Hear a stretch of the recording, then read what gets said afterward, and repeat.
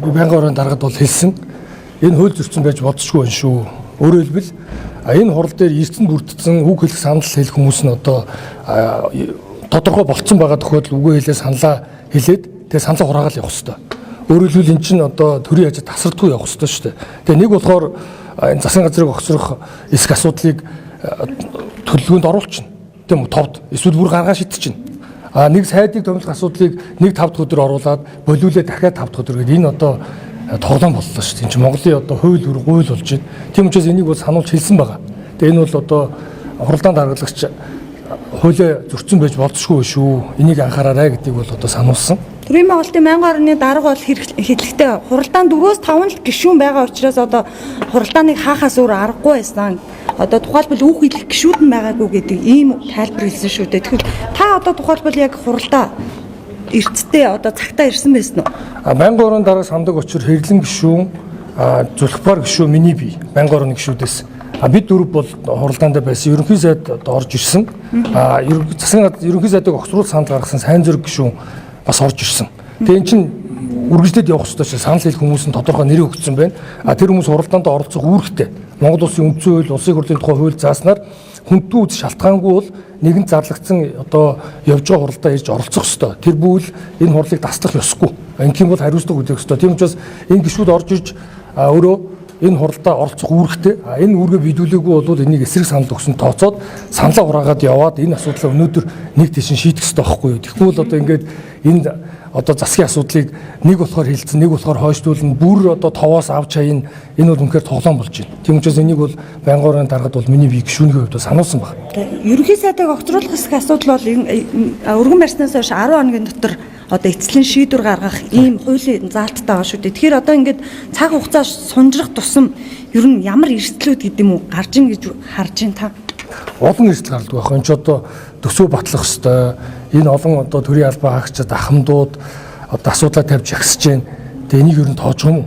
Төсөө хэлцэх хэвээр дээр нь үйлчлэлийн бэлтгэл ажил, цаг үеийн шинжтэй олон ажил, төрийн үйл ажиллагаа тасралтгүй явах хэвээр гэдэг энэ зарчим байгаа. Тэгээд энийг бол үндсэндээ үнэхээр хөсөрдүүлж байна. Энэ бол одоо 1-2 хүний одоо дарга болох тухай асуудал биш шүү дээ. Монгол төрийн үйл ажиллагаа тасралтгүй явагдах хэвээр. Ер нь одоо энэ яригдж байгаа энэ одоо баялагын хулгайтай холбоотой асуудлууд ихээр яригдж байна. Яг үнэндээ одоо та бүхэн боддоо жирийн нэг иргэн жижиг дунд үйлдвэрүүд эрхлэгч ийм олон тэрбум төгрөгийн үнийн дүнтэй гэрээ байгуулж чадахгүй.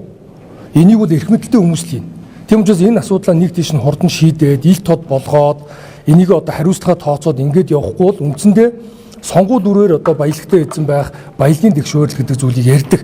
Тэгээ цаашдаа бол энэ орж байгаа баялагийг ард түмэнд яаж шудраг хуурлах юм бэ гэдэг асуудал дээр л тойрсон энэ маргаан нь одоо сүүлдээ ингээд бүр одоо бие биенээ огцруулах асуудал боллоо шүү дээ. Энд юунаас эхэлсэн бэ гэдгийг одоо товчхон тайлбарлахад бол үндсэндээ эхлээд ерөнхий сайд бүрэн эрхийг өрөөнд инквайри гэдэг хүнийг хууль зүйн сайдаар томилох болсон. Тэгэнгүүт Монгол Ардын намын хяналтын ерөнхий ороо хуралдаад энэ үнийг намаас хөөсөн шийдвэр гаргасан. Тэгэхэд бид нар бол одоо гишүүд энэ Монгол Ардын намын гишүүнийхээ хувьд хэрвээ энэ шийдвэрээ эргэж харахгүй бол бид нар намаас гарах хүртэл арга хэмжээ авах шүү гэдэг мэдгдсэн. Энэ бол зүй ёсны бидний анханасаа баримтсан шаардлага. Өнөөдөр ч энэ байр суурин дээр хэвээр байгаа. Гэтэл хөөцчхөөд байгаа шүү дээ. Тэгэхээр энэ хөөсөн шийдвэр нь харин гарсан. Тэгээ энийг бид нар бичгээр хандсан байгаа. Асуудлаа тэгээ бид нар бичгээр хариу ирнэ.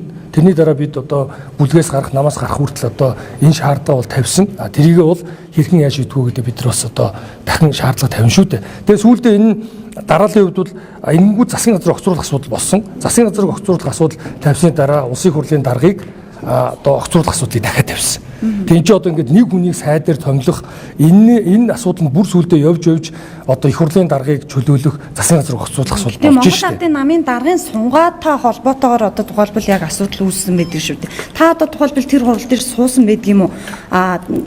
Зандан шатар улсын хурлын дарга амар ойслон гэдэг хоёр хүн чинь хоорондоо өрсөлдөөд анханасаа тоглоомын дүрмээ тохироод сунгаагаа явуулсан юм шүү. Ер нь Монгол Ардын намын дотоод намын даргын зодооно энэ төрийн зовлон болгож байгаа энэ хариуцлагыг ер нь хэн үүрэх ёстой вэ? Монгол Ардын намын дүрм дээр нэг заалт байгаа.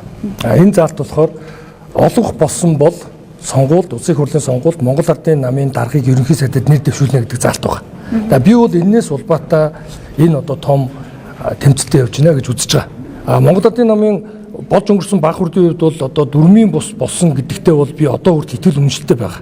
Яагаад гэвэл энэ одоо 3-2 гэдэг санал те энэ нь одоо хуралдаанд оролцсон гишүүдээс анх эрсдэл бүрдүүлснээс авах уу эсвэл одоо энийг тэр тухайн саналаа өгсөн хүмүүсээс авах уу гэдгийг чинь тодорхой дүрмэн дээр заасан байгаа байхгүй юу.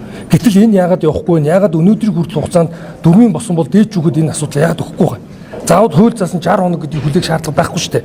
Хурлын маргааш дээд жүгэд өгөө тэгээд дээд жүг энийг үнэн зөв гэдгийг одоо дүгнэл болоо шүү дээ. Тэгээд яагаад энийг өгөхгүй ингээд одоо байгаад өдийг хүртэл ингээд удаашраад байгаа юм бэ? Энэ хүртэл ингээд эргэлзээтэй. Сүүдээ одоо ингээд энэ улсын хурлын хуралдааны тов тогтоох энэ намын одоо дүрмийн заалтыг хэрэгжүүлэх энэ бүх зүйл чинь үндсэндээ одоо хуулийн бус дүрмийн бүс яваад ингээд одоо хэнд даалах байна те хэнд микрофон байна одоо энэгээр яваад байна шүү дээ. Би бол ингээд ийм зүйлийг ерөөсөө үзээгүй. Энэ бүх юм хууль хэрэгжих ёстой. Тийм учраас энэ зүйл дээр нэлээд одоо анхааруулгыг шаардлагыг бол бид бичгээр дандаа тавиад яваад байгаа. Сая ардчилсан намын бүлэг улсын хурлын дарга нам бус байх ёстой юм байна.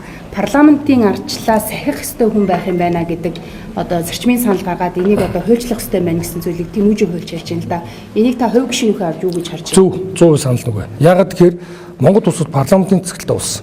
Парламентын цэцгэлтэй улсад гүйцэтгэх засаглалын тэргүүн нь одоо эрх барьж байгаа намын дарга байдаг ийм л зүй тогтолтой. Ягаад гэвэл энэ өөрөө одоо мөрийн хөтөлбөрөөр хэрэгжүүлэх, гүйцэтгэх засаглалыг одоо тэргүүлж хууль сахиулах, хууль биелүүлэх энэ үүргийг одоо хэрэгжүүлдэг ийм субъектчүүд. Улсын хурлын дарга бол үндсэндээ энэ хуралдааныг зохион байгуулдаг одоо үүрэгтэй хүн болохоос тусдаа их хурлын дарга гэдэг институт байх ёсгүй. Үндэсний аюулгүй байдлын зөвлөлд ордог нь буруу гэдгийг шүүмжилж байгаадаа би санал нэг байна. Их хурлын дарга бусад парламентын одоо засаглалтай барууны орнууд энэ одоо ямар зарчмаар өгөхөөр их хурлын дарга намаасаа түдгэлзээд энэ одоо парламентаа удирддаг. Түдгэлцэх нь ямар хүчтэй вэ гэхээр хоёр үндэс байгаа. Нэгдүгээрт бол энэ парламентод ямар нэгэн улс төржилт байхгүй гэдэг үднээс ижил тэнцүү ханддаг. Хоёрдугаарт үндсэн хуулийн заасан ерөнхийлөгчийг одоо байхгүйд эзгүүд оролдог субъект бол Монгол улсын үндсэн хууль зааснаар ганцхан улсын хурлын дарга. Ерөнхийлөгч бол намаас дэвшээд сонгогдсны дараа түдгэлцдэг. Их хурлын дарга тэгэхээр яг энэтэй адилхан байх хэрэгтэй.